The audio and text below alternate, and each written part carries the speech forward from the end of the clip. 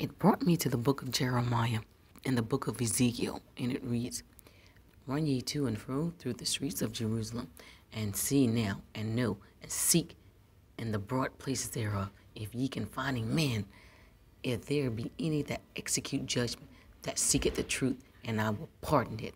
And though they say, The Lord liveth, surely they swear falsely. O Lord, are not thine eyes upon the truth? Thou hast stricken them, but they have not grieved. Thou hast consumed them, but they have refused to receive correction. They have made their faces harder than a rock. They have refused to return. Now, I'm going to stop right there, and you can read the rest for yourself now.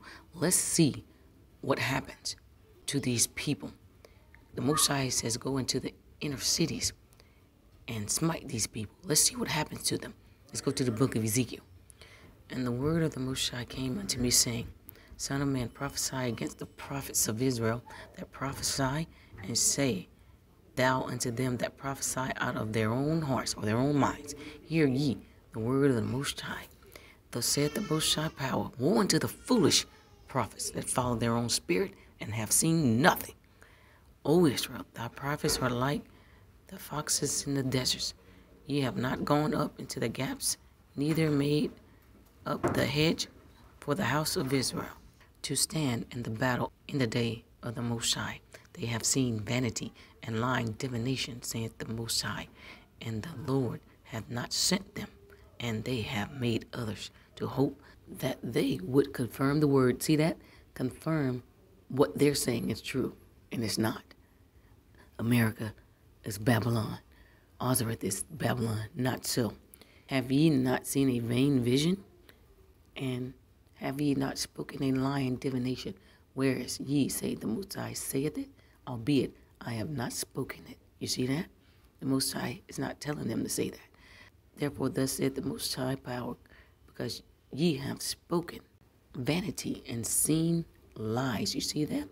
Therefore, behold, I am against you, said the Most High, thy power, and my hands shall be upon the prophets that see vanity and that divine lies.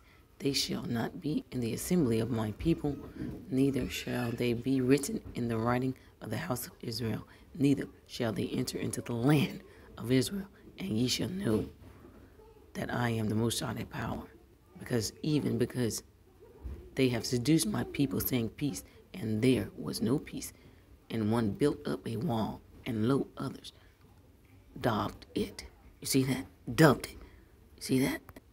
With untempered mortar. You see that? I'm going to stop there. Build up a house so that Most High words cannot get in through his servant, the Prophetess Shabar of Gad. You can read the rest of this on your own. Now let's see how Jeremiah ended. It talks about the foxes and Ezekiel, and let's see what happens with Jeremiah, the ending.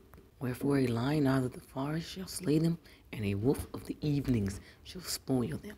A leopard shall watch over their cities. Your false prophets, pastors, teachers, false prophetess, men and women. You see that? Everyone that goeth out thence shall be torn in pieces, because their transgressions are many and their backslidings are increased. So this is what I saw. Time and time again, I've spoken about this. This is what Yeshua did. He's right on top of their heads, and they cannot see him coming in the clouds. No spaceship, GMS. You see that? And he's going to slay the foxes and wolves in sheep's clothing. It's twofold. You see that? Out of the Most High's assembly. And this is what's getting ready to happen on my land, Ozareth. Genesis 49:19. Simple as that. You see that? And I was served by Jeremiah. He represents the prophet Jeremiah. And the Most High has prepared the table in the midst of my enemies, as David tells us. You see that?